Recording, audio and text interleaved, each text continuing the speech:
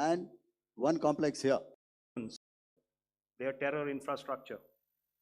What I do not state here, of course, is the often stated determination of India and its intolerance to terror. It set into motion a very diligent and microscopic scarring of the terror landscape across the borders and the identification of terror camps and training sites. The locations that emerged were numerous, but as we deliberated more, we realized that some of these terror hubs were now bereft of any presence and had preemptively been vacated, fearing retribution from us.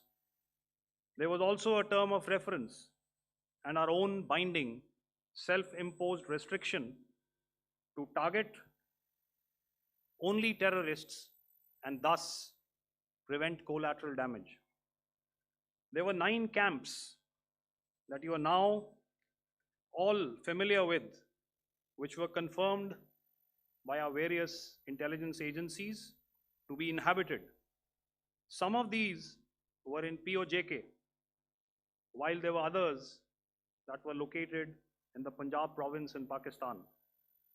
Nefarious places such as Muridke, the hub center of the Lashkar-e-Taiba, has over the years bred infamous characters such as Ajmal Kasab and the likes of David Headley.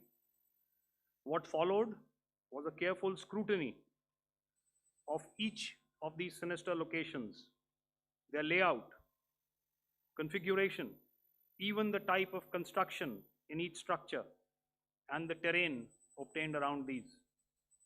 This was with an obvious intent to deduce and identify the exact vector that was required for their neutralization, as also the eyes in the sky that we would send up to ensure that we brought back evidence that we had indeed targeted what we set out to.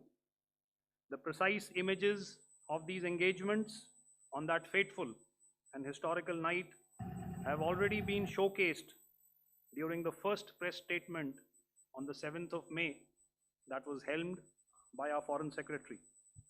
I have no doubt in my mind that we achieved total surprise, and those strikes across those 9 terror hubs left more than 100 terrorists killed, including high-value targets such as Yusuf Azhar, Abdul Malik Rauf, and Mudassir Ahmed that were involved in the hijack of IC-814 and the Pulwama blast.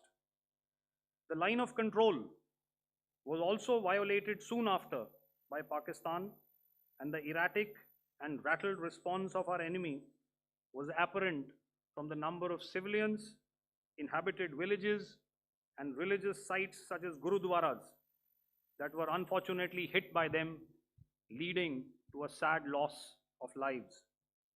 The Indian Air Force played a major part in these strikes by engaging some of these camps, and the Indian Navy provided wherewithal in terms of precision munitions.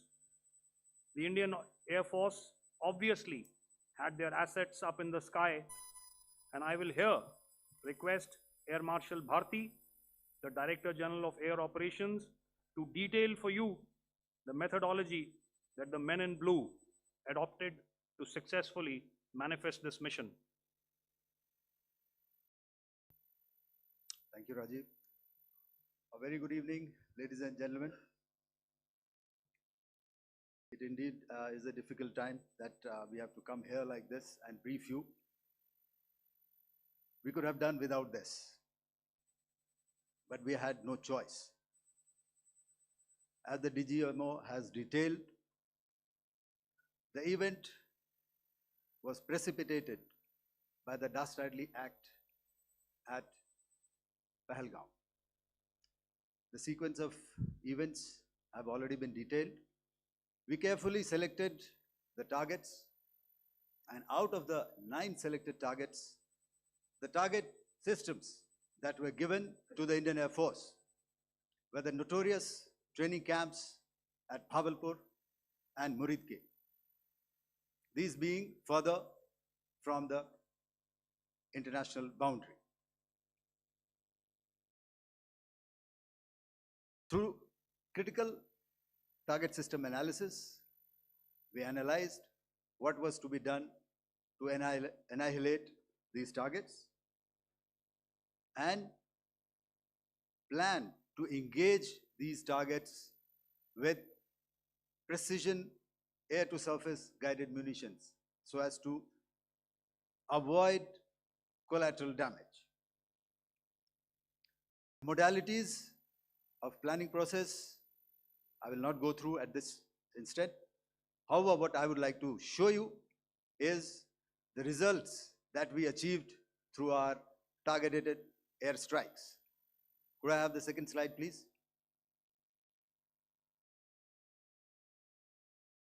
Yeah, change, please.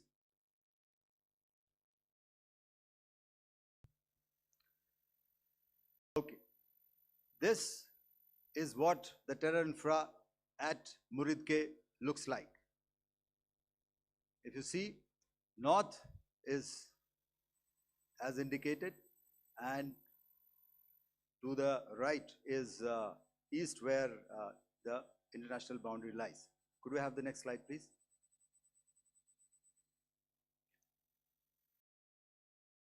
Orientating. Just go back one slide. Okay. Please have a look at this red building, the series of buildings out here, and this empty ground. Next. If you relate, the empty ground is here, and you see this is the first weapon that is impacting. This is the impact point number 1 on Muridke training camp with our precision guided weapon on early morning 7. Next, please. Keep your eyes glued for the second weapon coming in and the second impact on the selected target point. Next slide, please.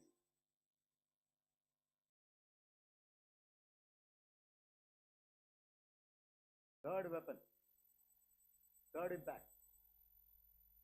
Continue. And fourth weapon, fourth impact.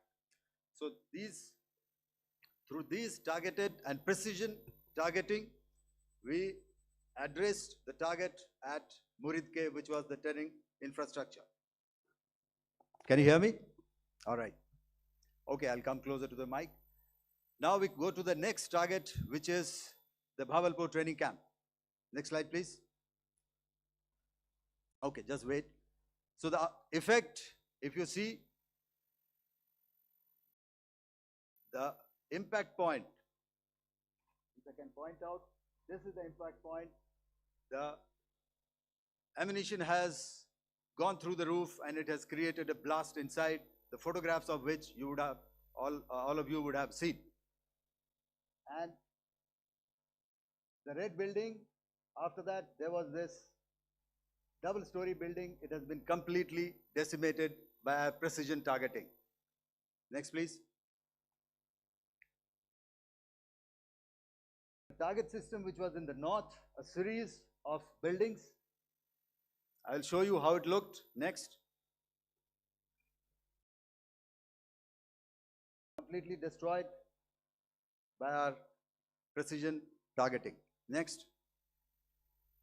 Now coming to Bhavalpur, this is the target complex that we are dealing with, a fairly large target complex. So we had to carefully choose the points that we needed to address, which were high value and which would meet our stated objectives of eliminating the terrorists. I would like to draw your attention to this red canopy, and in relation to that, I would cover the targets. One target system is a series of buildings here, other one here, and other one out here. Next slide, please.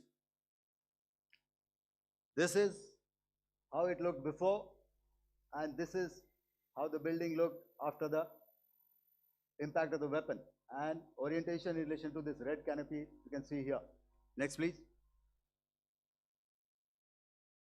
Before, next, and after.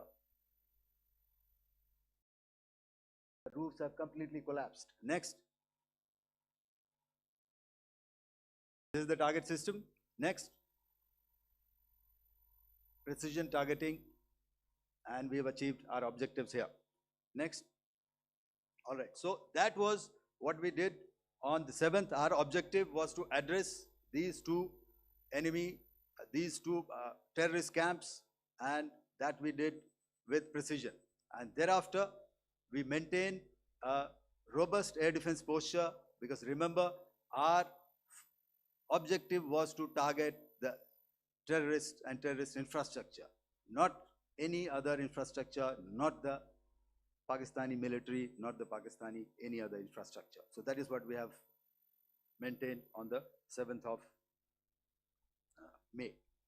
However, what we saw in the evening of 7th of May, we were saturated with a raid of Pakistani unmanned aerial vehicles and small drones. And these came in waves in our civilian areas, over our military installations, and all of them were successfully intercepted. Few of them did manage to land. However, there was not much damage that they did. And we have our robust counter-US hard kill and soft kill systems which did the job. However, the difference here was that we had targeted the terrorists. The adversary now has targeted our civilians and the military infrastructure. So it had to be responded to.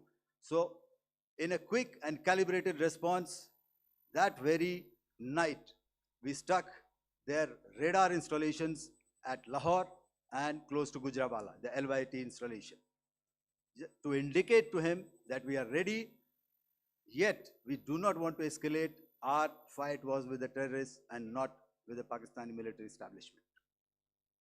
Thank you.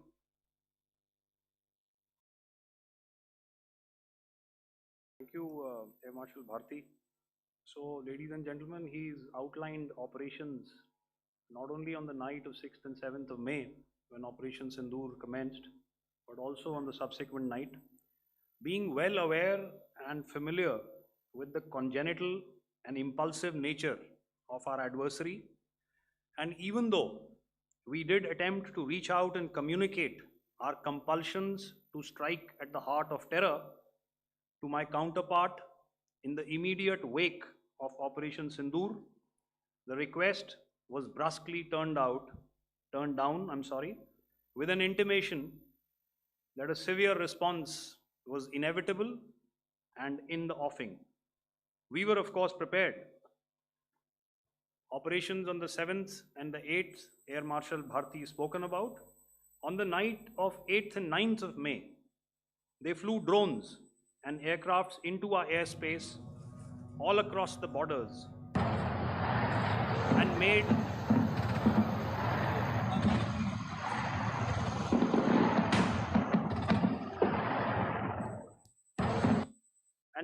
largely unsuccessful attempts to target numerous military infrastructure.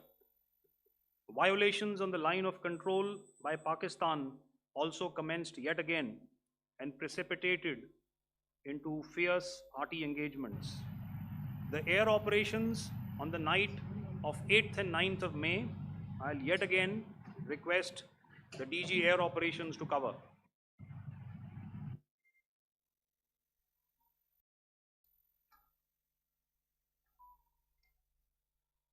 So I just covered what happened on the night of 7th and 8th.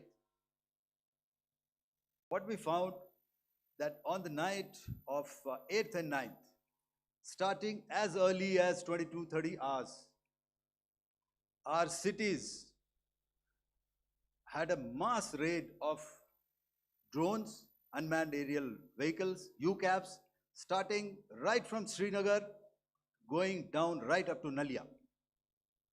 it was a mass raid in waves and it was relentless.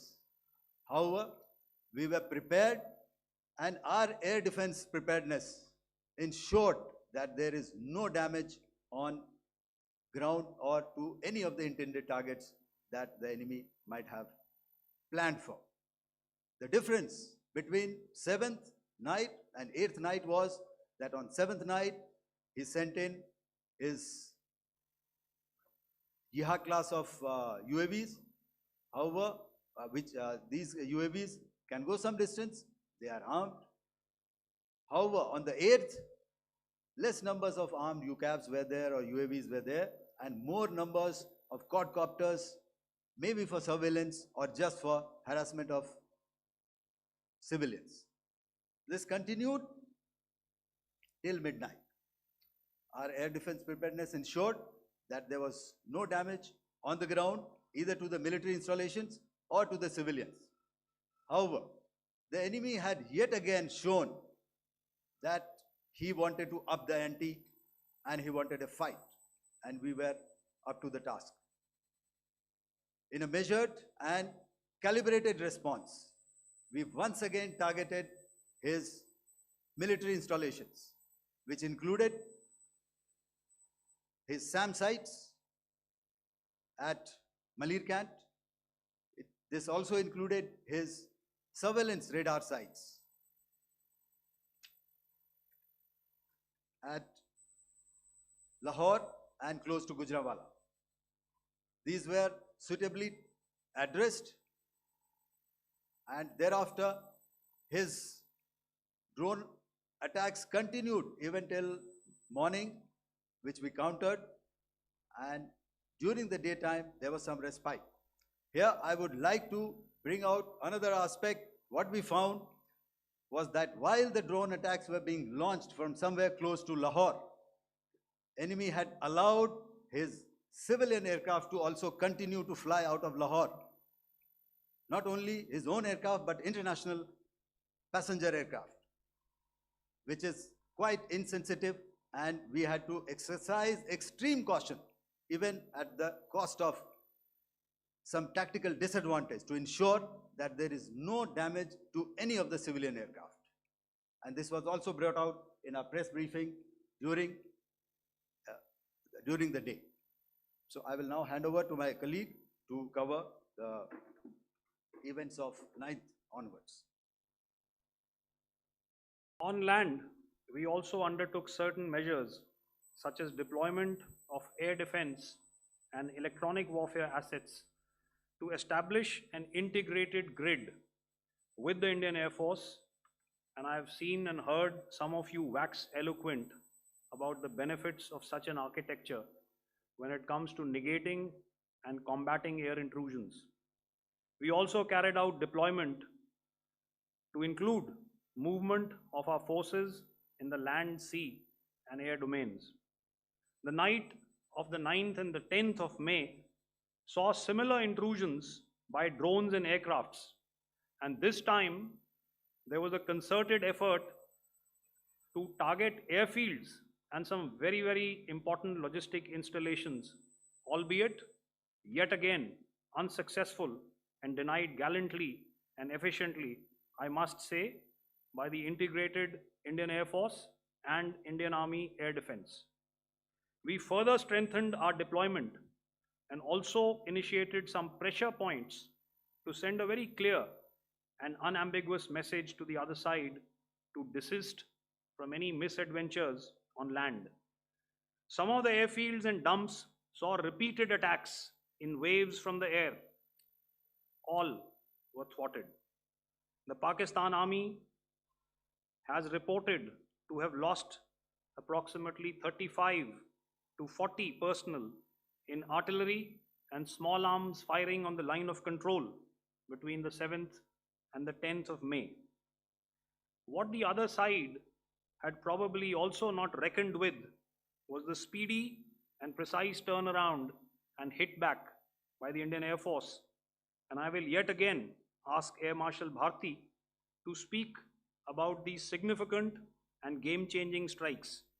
I will thereafter request Vice Admiral Pramod my colleague and Director General of Naval Operations to tell us about some very telling naval maneuvers in the Arabian Sea that exerted pressure on the night of 9th and 10th of May.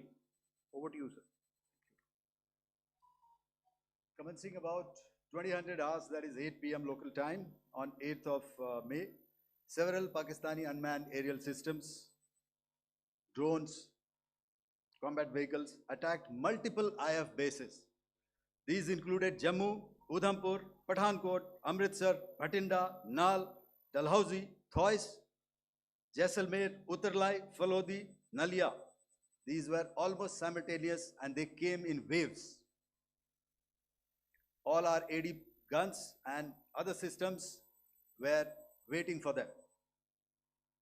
All these waves were neutralized by our trained crew using the air defense systems that they have, and also some of them were utilized using our legacy systems like Pechoras and IF Summer, which we have recently acquired. And some were neutralized by the Garud snipers. There was no damage on ground from these incursions and these mass raids, if I could call them, from the Pakistani side. However, following these relentless attacks on our air bases, on our forward positions, and on our civilian targets, this was time to convey some message to our adversaries. And therefore, a decision was taken to strike where it would hurt. And towards that in a swift, coordinated, calibrated attack, we struck his air bases, command centers, military infrastructure, air defense systems across the entire Western Front. The bases we struck include Chaklala, Rafiki, and mind you, Chaklala is Islamabad, Rahim Yar Khan, Sakar, sending a clear message that aggression will not be tolerated. This was followed by strikes at Sargoda, Bholari, Jacobabad. We also struck the C2 centers at Murid, the UAE complex at Murid, Rafiki, radar at Chunia, which I will show you, Rahim Yar Khan airfield, and the unmanned combat aerial vehicle hangar at Sakar.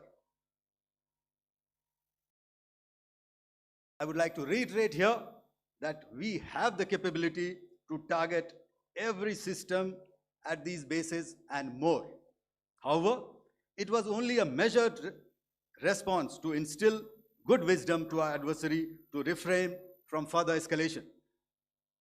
IF response was directed only at military installations, avoiding civilian and collateral damage. I would now like to show you some of the effects that have been achieved as a result of our air operation.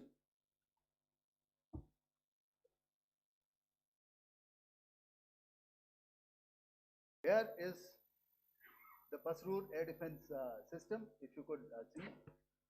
Zoomed up view, this is the radar mounted on a high tower. And after the strike,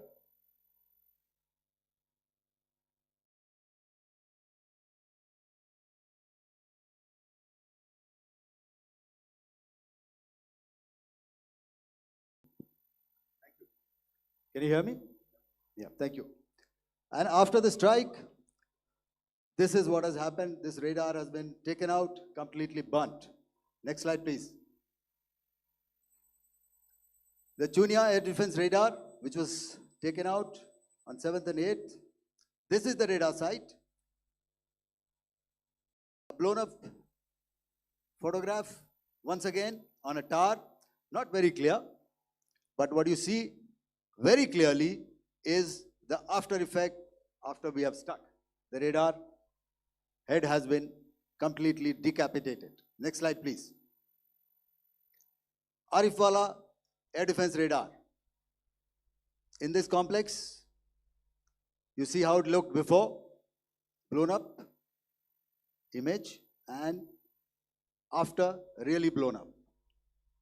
Next. Now coming to Sargodha airfield. Remember, this is one of their important airfields wherein they have a lot of assets, F-16s, other assets which they keep getting, training institutes. And we have stuck this airfield.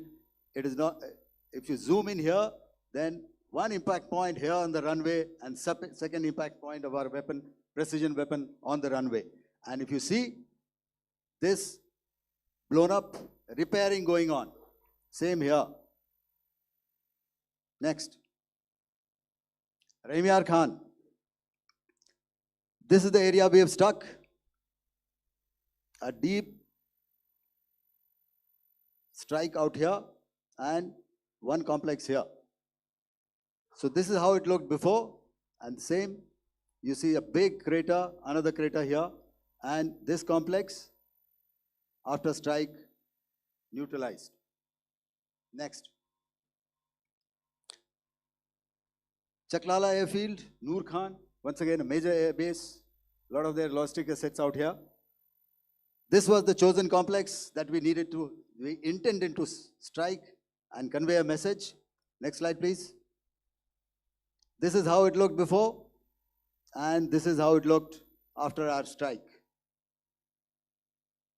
Next. Sakar. We chose the radar site at Sakar. This is the radar site, and after it was struck, this is the aftermath, completely burnt out. Next, please. Aircraft shelter. This is how it looked before the strike, and this is how it looked after the strike. The roof of the buildings completely caved in and burnt. Next. Bolari airfield, aircraft hangar. This is how it looked before, and this is how it looked after the precision strike. Next. Jacobabad, aircraft hangar, and this is how it looked after. Next. So what I'm trying to convey here, ladies and gentlemen, is to start with, our fight was neither with the Pakistani military nor with anybody else who's there on the other side. Our fight was with the terrorists. We neutralized the terrorists that we selected to be neutralized, and thereafter, we only maintained the air defense posture. However, we were relentlessly pounded by waves after waves, night after night, by his UCAVs, by his drones, and by his other unmanned aerial systems. And that left us with no choice but to retaliate, and yet our retaliation was calibrated, it was graduated, and it was proportionate. Thank you.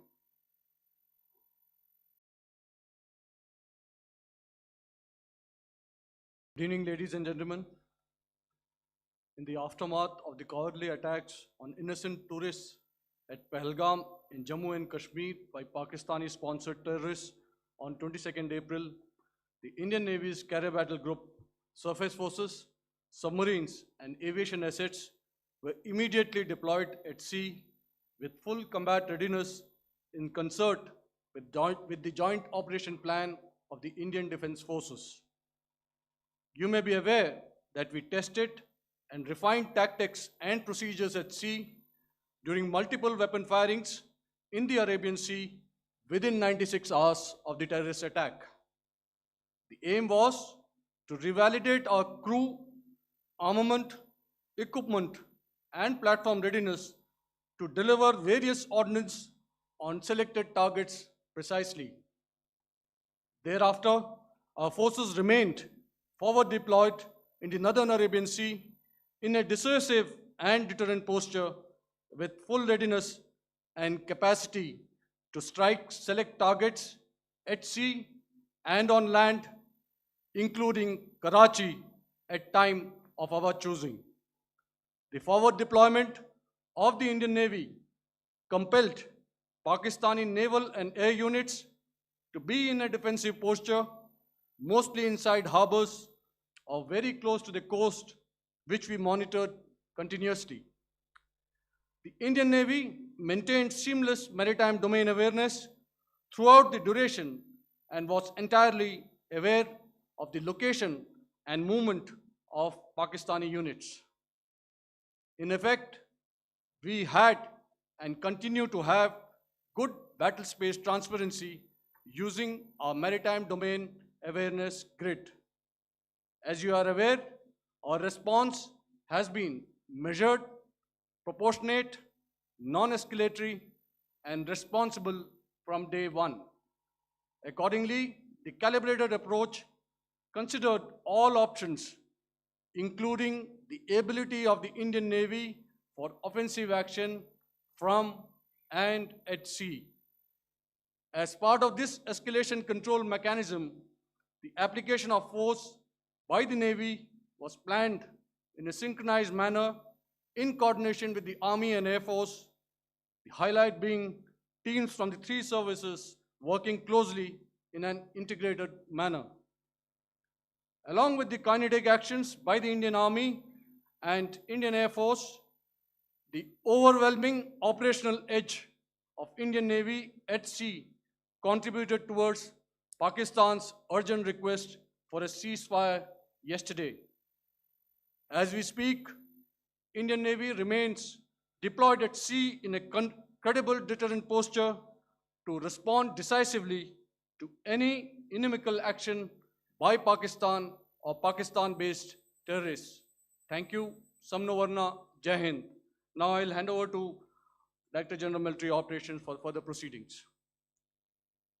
Ladies and gentlemen, on the 10th of May, in the morning, even as we were getting into a huddle to wargame the events of the previous night, a routine exercise, I received a message on hotline from my counterpart in Pakistan seeking my willingness to communicate. Since our initial aim was to strike at terror camps, and all our actions in the subsequent days were in response to the intrusions and violations by the Pakistan Air Force and its army, it was decided that I would indeed speak with my counterpart. You are already aware, I've seen it being covered on national television, that my communication with the Pak DGMO was conducted at 15:35 hours yesterday and resulted in cessation of cross-border firing and air intrusions by either side with effect from 1700 hours 10th of May, after he proposed that we cease hostilities. We also decided to further speak on the 12th of May, that's tomorrow, at 1200 hours, to discuss the modalities that would enable the longevity of this understanding. However, disappointingly, and must I add, expectedly, it took only a couple of hours for the Pakistan Army to violate these arrangements by cross-border and across the line of control firing, followed by drone intrusions across the expanse of the Western Front through last night and in the early hours of the morning today. These violations were responded to robustly and dealt with as they must be. We have earlier today sent another hotline message to my counterpart highlighting these violations of the understanding between the DGMOs on the 10th of May and our firm and clear intent to respond to these fiercely and punitively, if repeated tonight, subsequently, or later. In this regard, I must inform all of you that the Chief of Army Staff has earlier today conducted a security review and has granted full authority to our Army commanders for counter actions in the kinetic domain in case of any violation by Pakistan. In the end, I pay my solemn homage to my 5 fallen colleagues and brothers from the armed forces and civilians who have tragically lost their lives in Operation Sindoor. Our hearts go out to the bereaved families, and we express our solidarity to them in this lifetime and beyond, at this grave juncture in their lives. Their sacrifices shall always be remembered and spoken of in glowing terms by a grateful nation.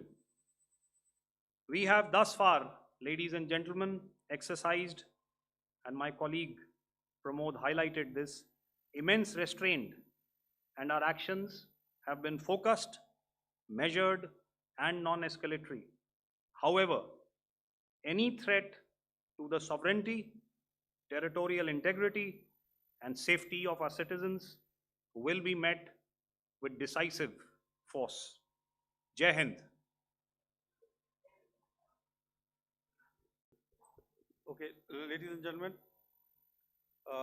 we are now open for questions. All right, now since I would not know all of you, I would expect you to please raise the placard or your hand, and once I indicate, I expect you to please give out your name and the media group that you belong to. Keep your questions short so that we can take as many questions as possible. Also, ladies and gentlemen, kindly bear in mind that confidential aspects may not be answered by the 3 DGMOs. Right. I've got a lot of hands here. Let me start from the left. Left foot always in front when we start marching. So here we have to the left, okay. Yeah, 238.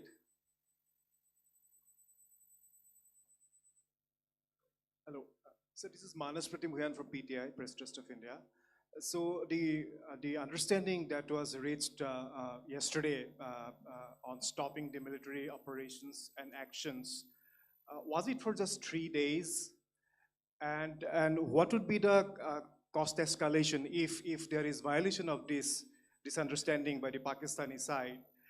And my subsequent question would be that we have a kind of ceasefire agreement with Pakistan that was finalized in 2003. So will there be some kind of similarities in frameworks between the two kind of understandings, 2003 ceasefire agreement and the current understanding on stopping military operations? And again, what would the cost that will be incurring on Pakistan if Pakistan again resorts to this kind of terrorist activities, because we have made it very clear that the cost will be very high. So I would like to have your thoughts on it. Okay, so I'll answer the latter part of the question first. I also want to add that while the initial ceasefire agreement, as you correctly pointed out, is of the 2003 vintage, but I must remind you that in 2021, in the month of February, and this was then when the crisis in Eastern Ladakh was also on, the 2 DGMOs had spoken and arrived at a ceasefire understanding that lasted right up until this unfortunate attack at Pahalgam. Once our Foreign Secretary had announced the decisions of the CCS in the immediate wake of that attack,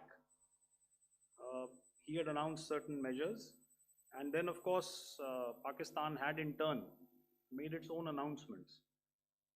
Since then, there have been certain violations of this ceasefire understanding, and of course after the 7th of May, like I pointed out during my statement, that there have been numerous violations on the line of control especially, and of course along the international boundary by the Pakistan Army and the Pakistan Air Force. This understanding that we spoke about yesterday, no, it was not for 3 days. It was first to stop aggressive and hostile activities immediately. Let that order and direction settle down for about 36 hours, and thereafter discuss modalities, like I said, to ensure its longevity. That is tomorrow on the 12th of May. But unfortunately, we had a violation starting at approximately 1900 hours last night. And we've sent a communique, like I said, to the Pakistan Military Operations Directorate. And we will await to what happens tonight. All right. I will. The cost escalation, I mean, I'll leave it to your best imagination. I've already said that the response will be fierce and punitive. Now, the right foot forward. Yeah.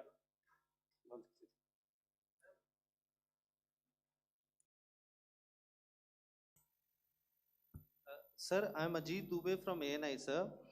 Sir, my question is that you talked about the loss of lives to the Pakistan army, that was around 35 to 40 kills secured by the Indian army.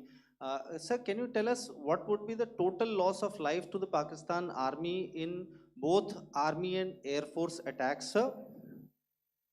And how good was the performance of the BrahMos, Scalp and the S-400 during the operations?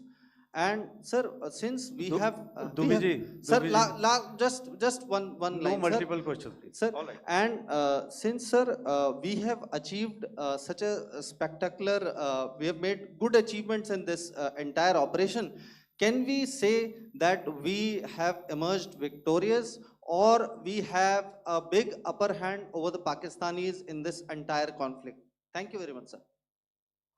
So I'll answer the question about the loss of lives on the other side. Of course, there are various means to ascertain that number. There is information from various agencies that come in. There are, of course, on the line of control, other ways to find out as to what has been the effect of what you are doing there in ceasefire violations. So therefore, I mentioned 35 to 40 on the line of control, and please remember that once Operation Sindoor was launched, the responses of the Pakistan Army were also on Indian Army or the Indian Armed Forces infrastructure. Let me put it that way.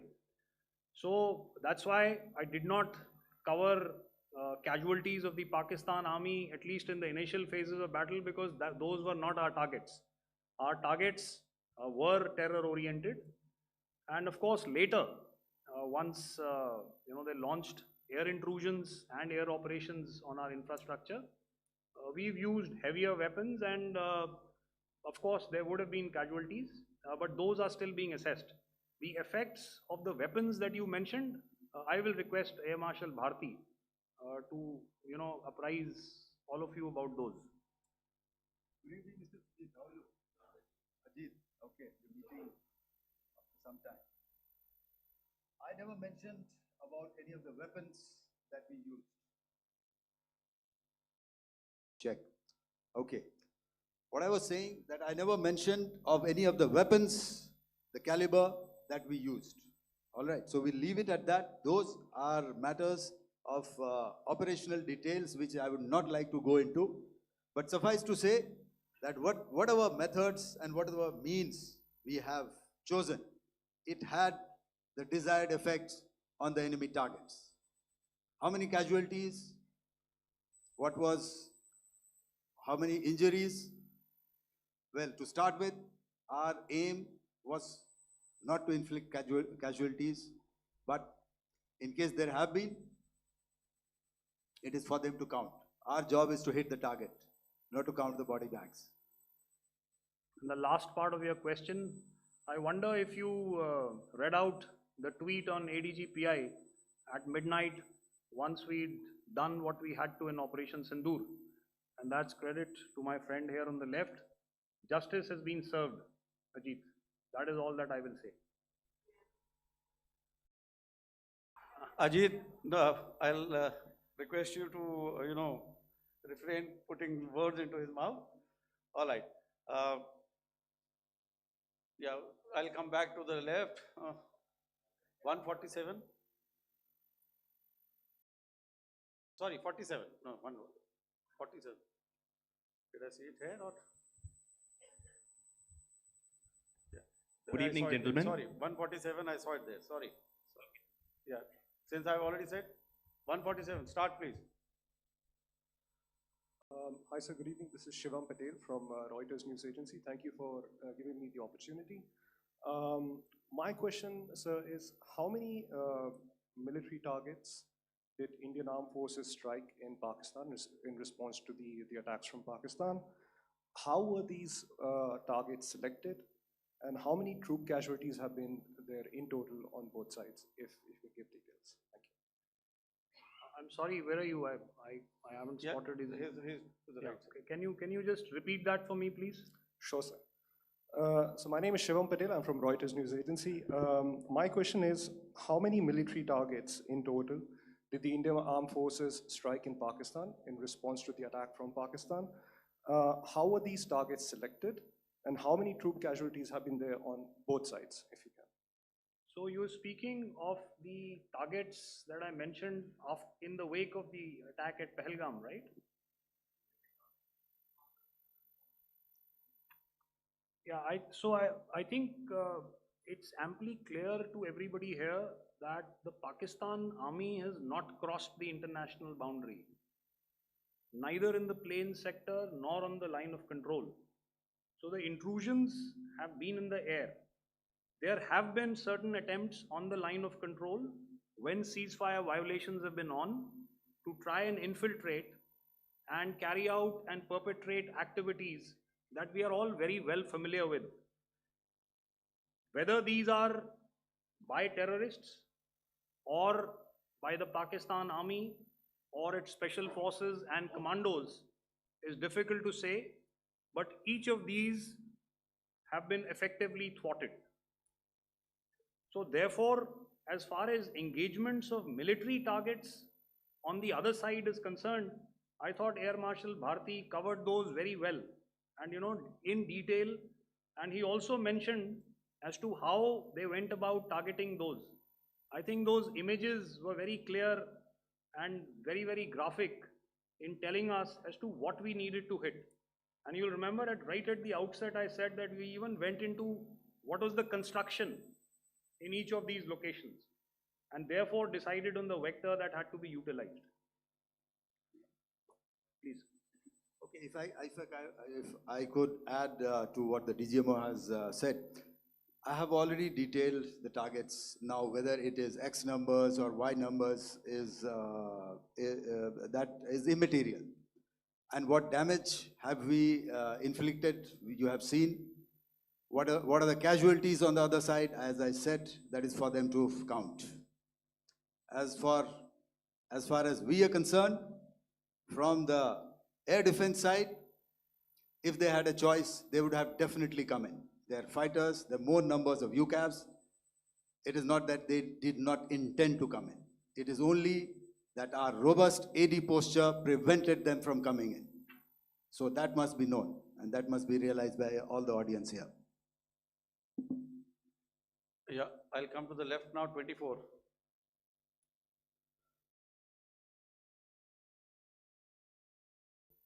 Good evening, sir. This is Anvesh Rath from Z.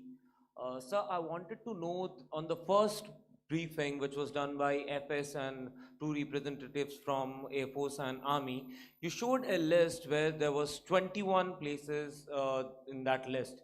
You have stuck 9. Are more operations going to be held? Is Operation Sindoor still on? And the second question, thank you, sir. Thank you so much. And also, I want to congratulate all three of you for a fantastic operation that you guys have done. Thank you so much. Thank you so much for that one question. Yeah. Sir, the question. Unfortunately, Rath, is that your name? I'm sorry. As far as operational details are concerned, I am not in a position to share those right now. But I think I'll take a cue from Pramod. You know, he said towards the end that the Indian Navy is still in a posture that is deterrent. And I have already made it very clear towards the end of what I said that it's only a couple of hours ago that the Chief of Army Staff has carried out a security review, and he's authorized our army commanders to deal with violations of any kind from across the borders in a manner that they deem fit. So again, to reiterate, the response will be fierce and it will be punitive.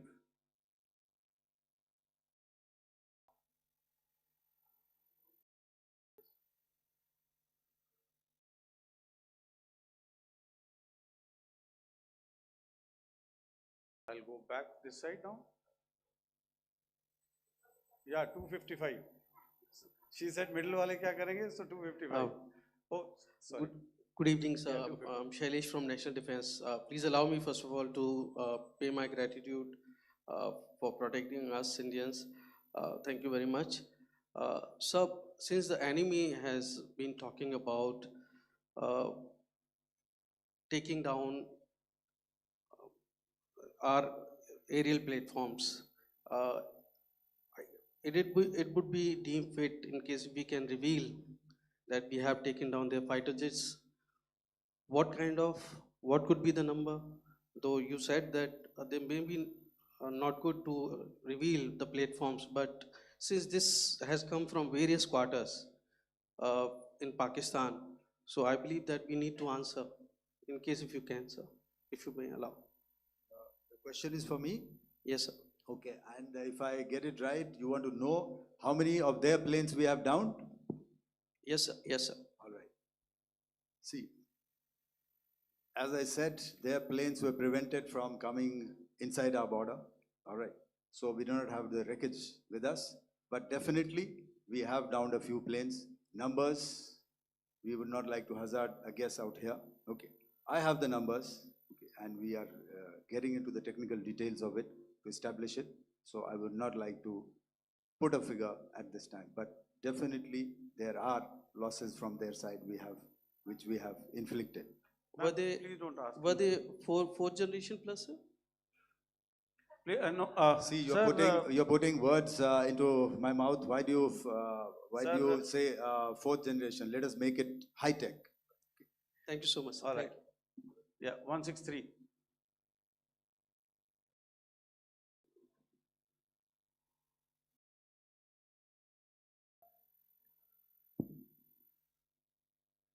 तो मैं मंजीत नेगी हूँ आज तक से। मेरा सवाल ये है कि इस पूरे ऑपरेशन में जो आतंकी ठिकानों को निशाना बनाया गया, क्या नंबर्स कुछ बता सकते हैं कितने आतंकी मारे गए? कुछ नाम सरकार, मतलब कुछ नाम मीडिया में आए भी हैं जो बड़े उसके मास्टरमाइंड थे। और एक सवाल जो आज एयरफोर्स ने भी एक ट्वीट किया कि ऑपरेशन सिंदूर अभी जारी है और सरकार की तरफ से भी कहा गया।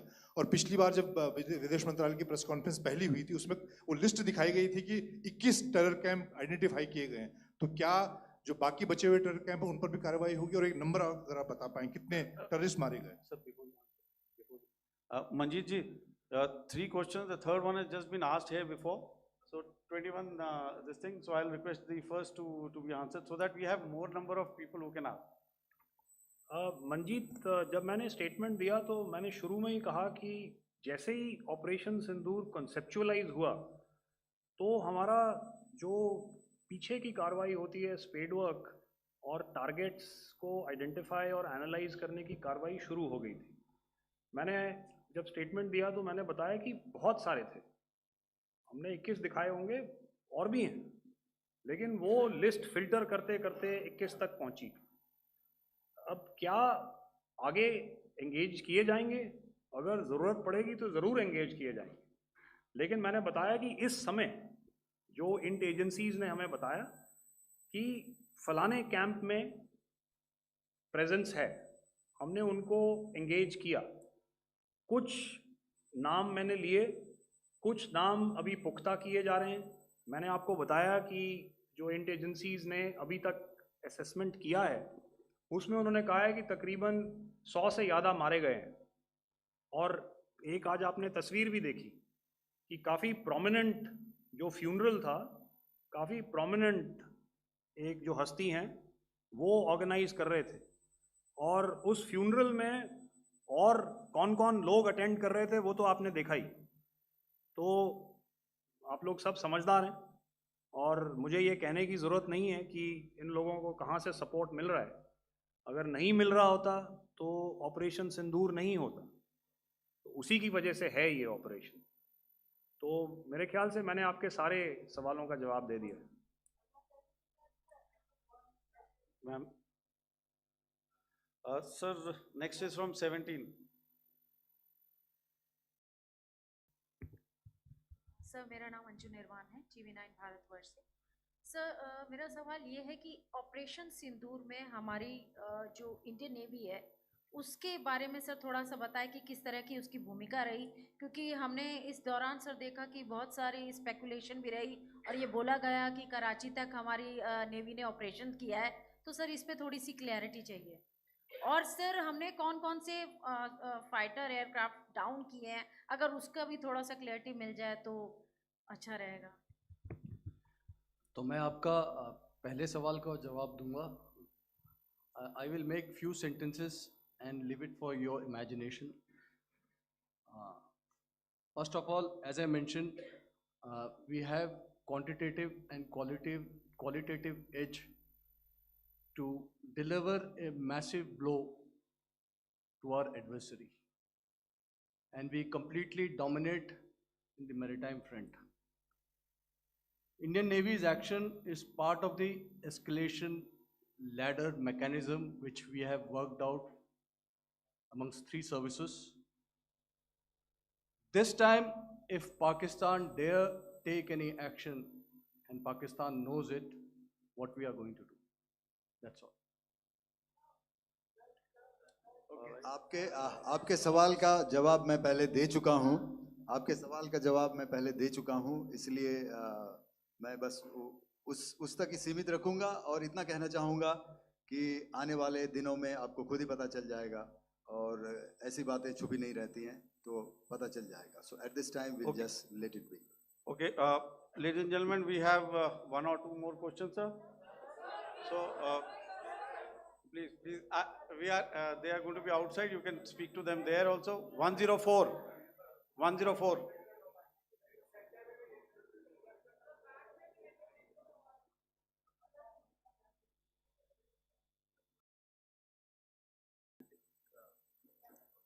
Yeah, ask. Sir, Dinaka with the Hindu newspaper. Are you surprised that you got this question? No, sir. Sir, can you give a number of assets we lost, because there's been a lot of speculation going on, international media writing a lot of things about our platforms, including Rafales. I mean, Pakistan claiming that a Rafale has been downed, etc. Can you put that question to rest and clarify on that? I guess that question is for me. All right, I'm happy that you've asked this question. You know, we are in a combat scenario, and losses are a part of combat. The question that you must ask us, okay, and indeed that we must ask ourselves, you inclusive, is have we achieved our objectives? Have we achieved our objective of decimating that terrorist camp? And the answer is a thumping yes. And the results are for the whole world to see. As for the details, what could have been, how many numbers,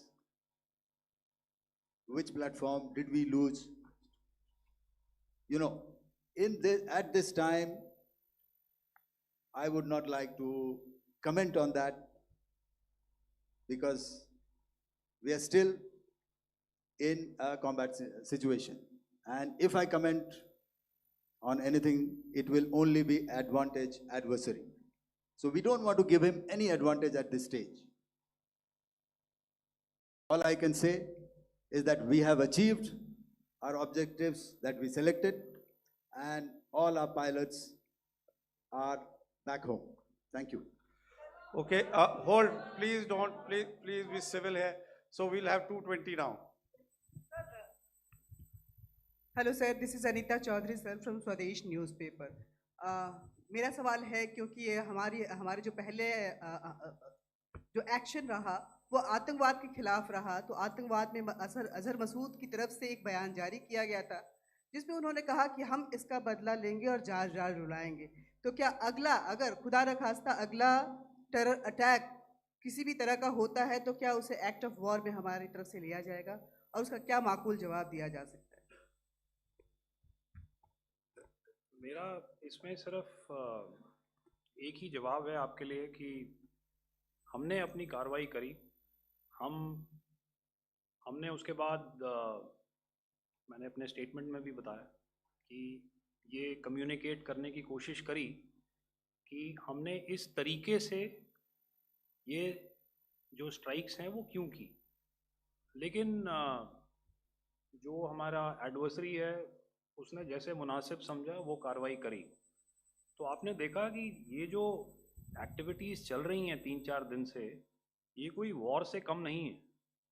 normal circumstances में एक दूसरे देश की air forces हवा में नहीं उड़ती हैं और एक दूसरे के ऊपर स्ट्राइक्स नहीं करती हैं। हर रात इंट्रूजन्स नहीं होते हैं। लाइन ऑफ कंट्रोल पर सीज फायर वायोलेशंस, आपके एक साथी ने सवाल पूछा था शुरू में, एक सीज फायर अंडरस्टैंडिंग था, वो भी जा चुका है। उस सीज फायर अंडरस्टैंडिंग के जाते जो फायरिंग हो रही है लाइन ऑफ कंट्रोल में, उसमें घुसपैठ की कोशिश हो रही है। आमतौर पर ये घुसपैठ लाइन ऑफ कंट्रोल में टेररिस्ट करते हैं, लेकिन हमें इंफॉर्मेशन है कि हो सकता है ये पाकिस्तान आर्मी की टोलियां भी हों जो हमारे पोस्ट के ऊपर खामी पहुंचाने की कोशिश कर रही हैं।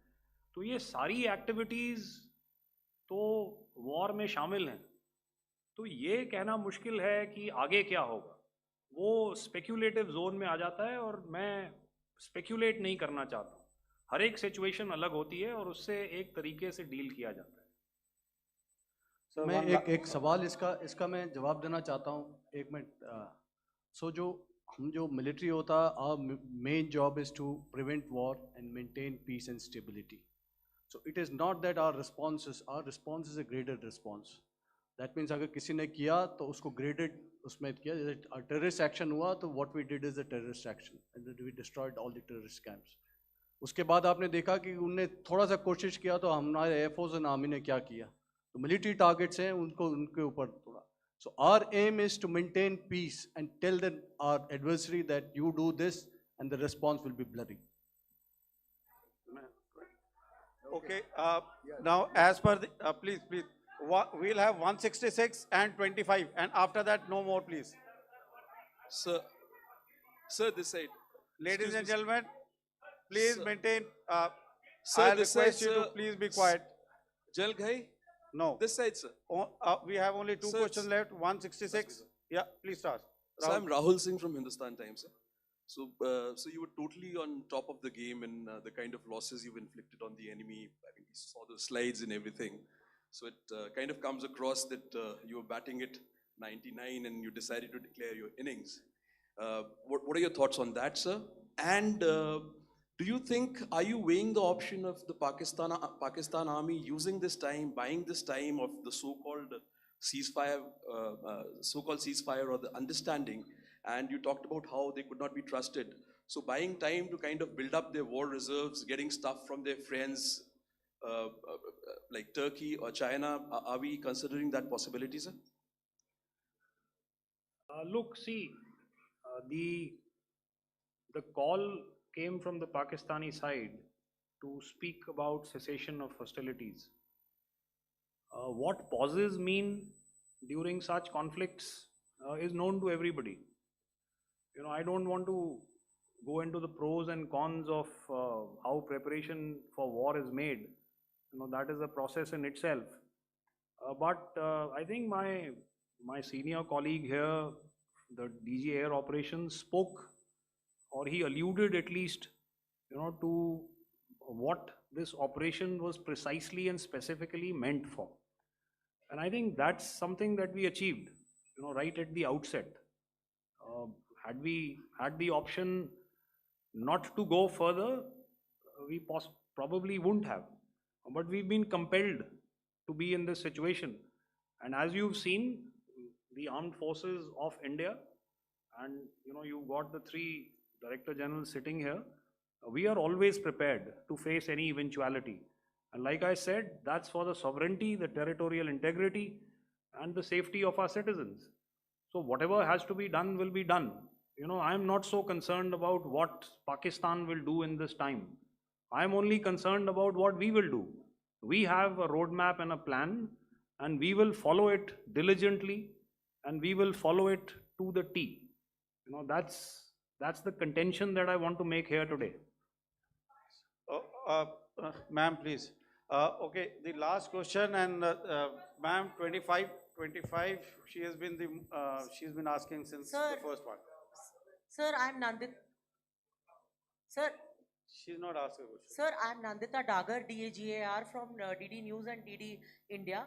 Sir, I wanted to ask you that my question is to General Ghai. Sir, you spoke to your counterpart yesterday and the Pakistani counterpart. Sir, what is the Indian Army's assessment that despite that agreement, that talk that you had, despite that agreement coming into effect at 1700 hours yesterday, why did they violate it? And number two, yesterday at the joint Defense Ministry and Foreign Ministry briefing, Wing Commander Vyomika Singh and Colonel Sophia Qureshi had told us that we have cited the Pakistani troops amassing at the borders and at the LOC. Sir, has that situation changed? Have they withdrawn?